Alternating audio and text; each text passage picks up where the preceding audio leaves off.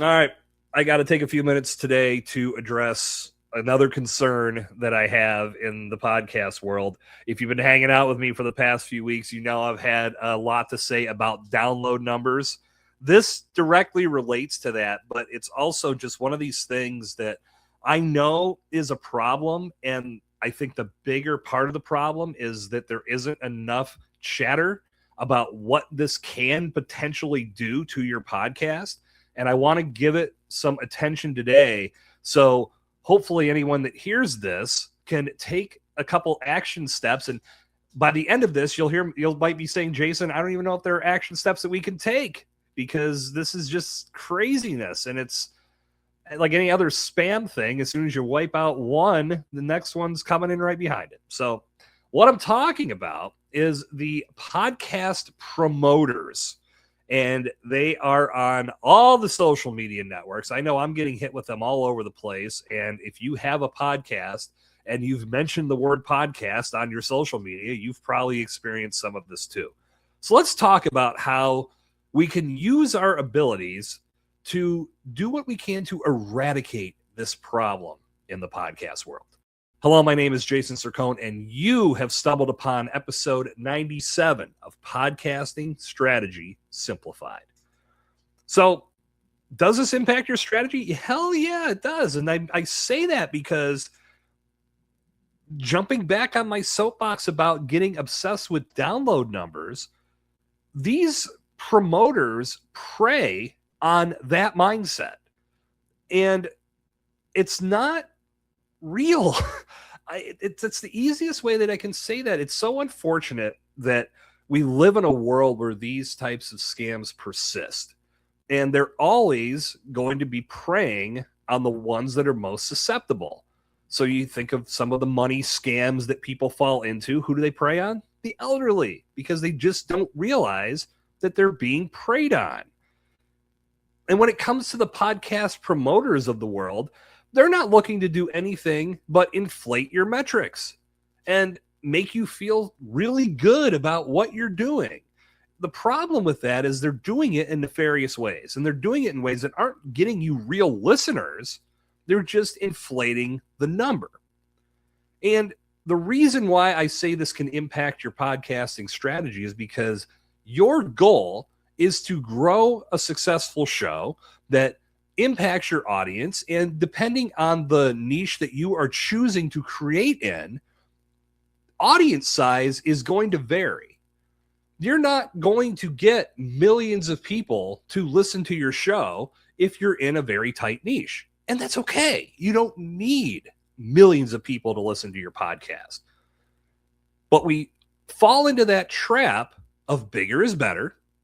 And you've got the gurus and the experts out there talking about growth, and thousands of downloads, and it's nonstop, and they just can't stop talking if it isn't about numbers. It's always about the more, the merrier. And I preach quality over quantity. And if your content is quality and you're using it the right way, not only are you going to set yourself up for big wins in the beginning phases of building your show, but as your content catalog continues to grow, now you've got something of value that more people want to listen to. Maybe down the road, somebody wants to invest in that catalog and buy it. That's something that doesn't get talked about often as well, but something that can throw that idea completely out the window is if somebody invests in one of these podcast promoters that can blow up your numbers. And it's complete garbage. And it's advanced beyond just sending the DMs, because I believe that's where it started. I know my experience with this, it's always from foreign countries, and the names are often very similar, and they are offering to promote my podcast on iTunes, which, Jesus, I can't remember the last time. When was it? When did it stop being iTunes and become Apple Podcasts? But no, not a story for another day. But they want to blow you up on iTunes and Spotify and Apple. And again, I've never been in the room with these folks, with these bots, or the one person that's managing all of it. I don't know how it operates. Do they have 1,000 phones set up and then they just run around to each phone and download the podcast? Whatever it is, it's bullshit. It's not going to help you. And unfortunately, people are falling into that trap of thinking it's a real person. And I know from some of these requests that I get on LinkedIn specifically, I can see who else they're connected to. And I've got friends that are mutually connecting with these people or these bots. For what? There's no value in it because none of it's real. And I'll tell you an experience that I had with this, because I was just at a point, because now they comment on your post. A comment from one of mine just recently was, "Great episode. I loved how you asked questions that inspired good answers." Dude, shut the hell up. That is such... You might as well just put a fire emoji or "great job," because it's just as useless. But again, the more human everything looks, the more likely over time we think this is something that could help us. And I'm here today to tell you that it can't, because that inflated metric is not what you're after. It should not be what you're striving for.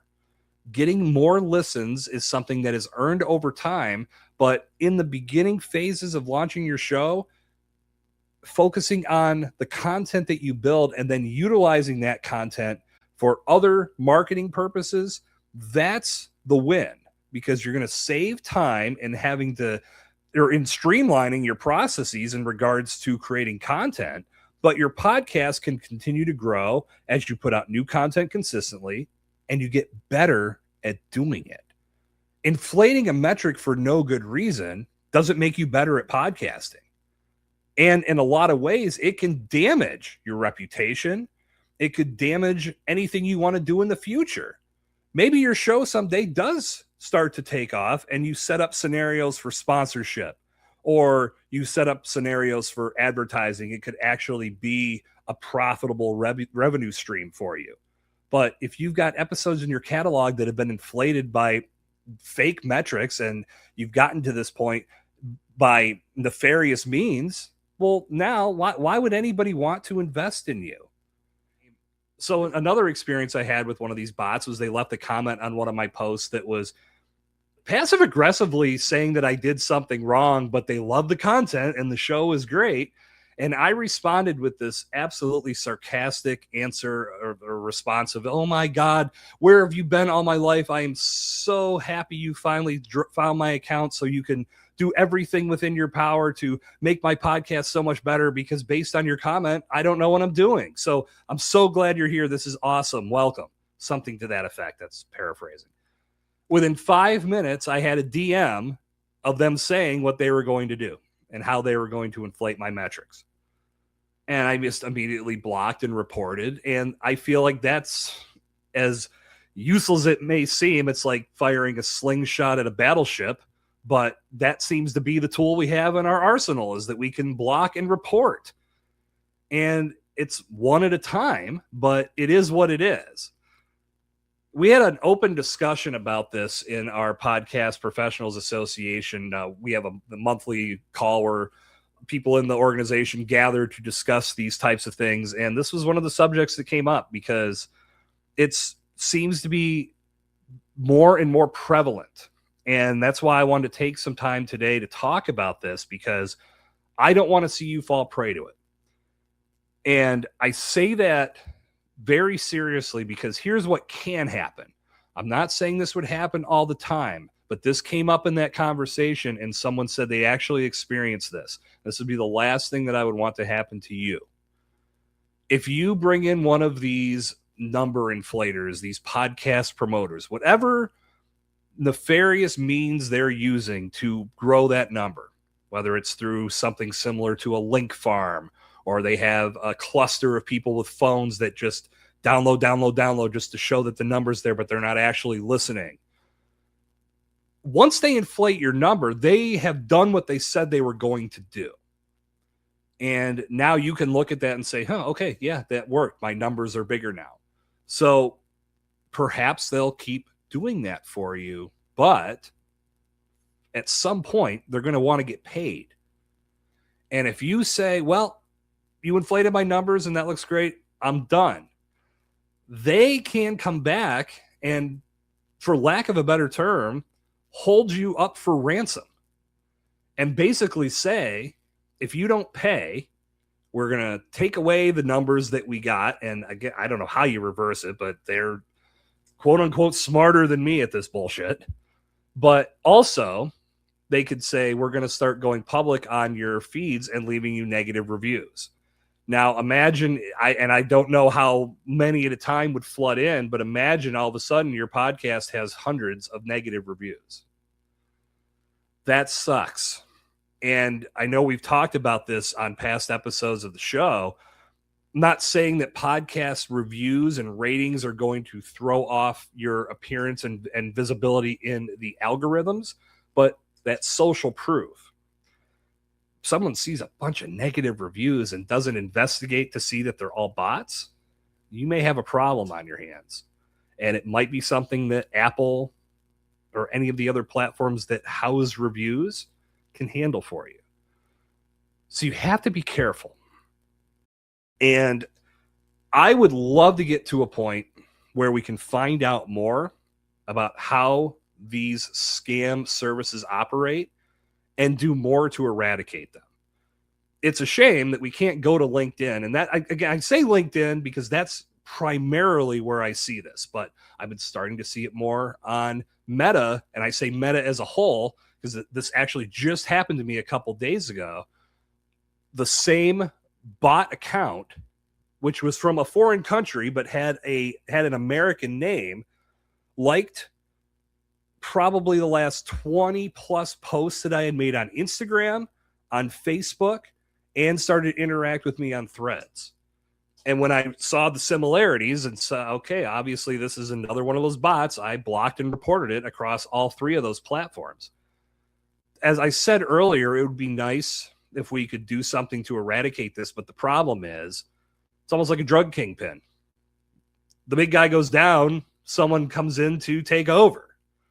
And that's what we'd be experiencing here. I feel like if we were to somehow wipe out the wave that currently exists, there'd be another wave that comes in behind it.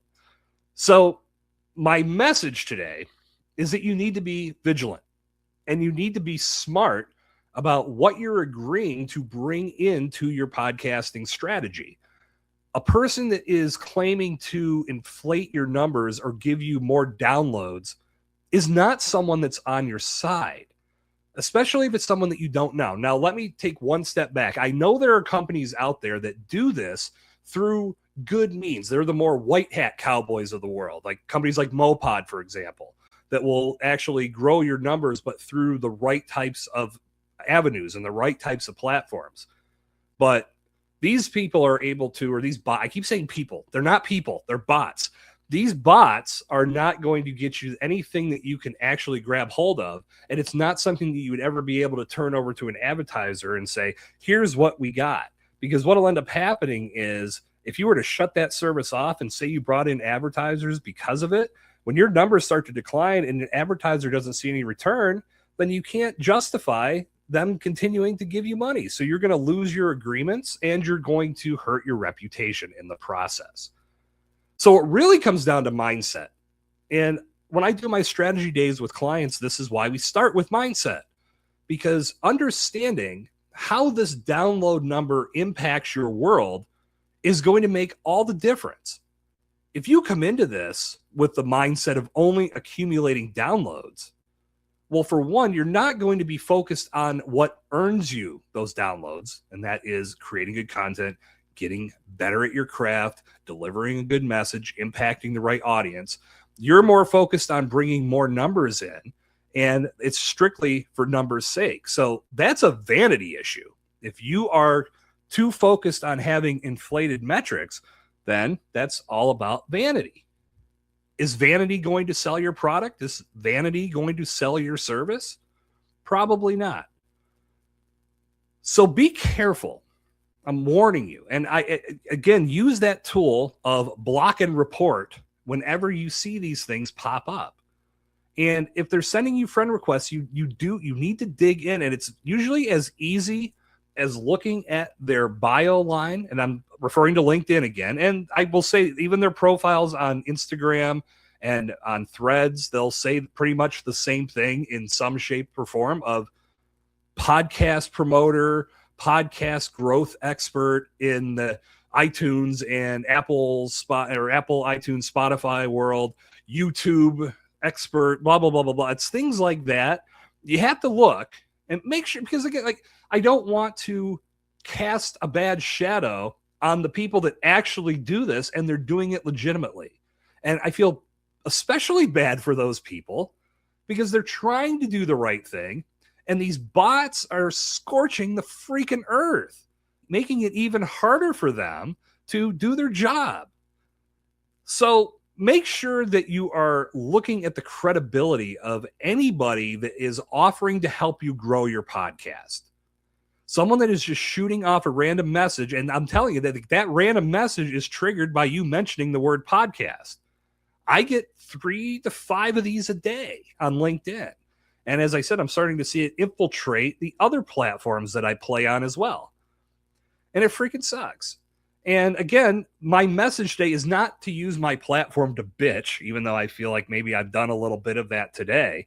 It's to bring a message to you to be very aware of the fact that this exists and that there are scammers out there that are always going to look to take advantage of you if you let them. And this message, in a way, transcends the podcast promoters and podcasting as a whole, because we live in a world where we are constantly getting email scams, phone call scams. I mean, by the money I've made through personal loan and business loans, I'm almost up to $500 million at this point. But these are the things that, unfortunately, our numbers get leaked out there, our emails get leaked out there. We're just trying to do our part to spread the word of what we're building, and these scam services have the keywords set up to screw us over.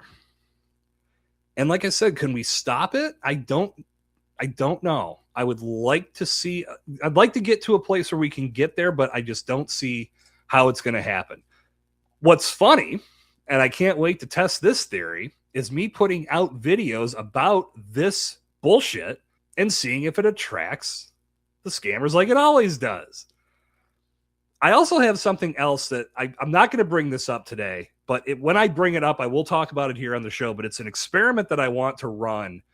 And it's a way to develop a bit of a case study against some of this bullshit, but to also analyze exactly what these guys do. Or these bots do. I keep referring to them like they're people.